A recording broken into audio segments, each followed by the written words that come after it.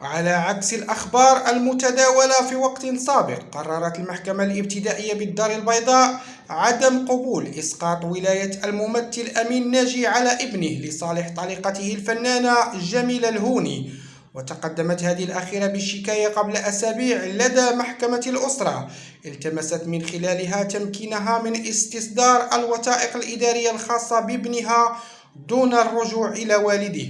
وقررت المحكمة بشكل قطعي عدم قبول الطلب شكلا في الجانب المرتبط بإسقاط الولاية الشرعية للأب وقبوله في الباقي، هذا بالإضافة إلى تمكين المدعى عليه لابنه المحظون من متابعة الدراسة بالبعثة الفرنسية مع الصائر ورفض باقي الطلبات.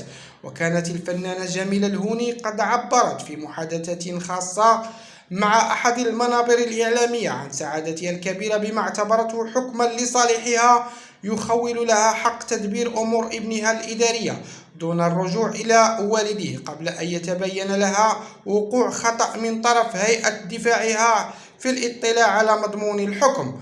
وأكدت الممثلة في تعليق جديد أنها ستستأنف الحكم الصادر، معبرة عن ثقتها في القضاء المغربي لإنصافها في قضيتها.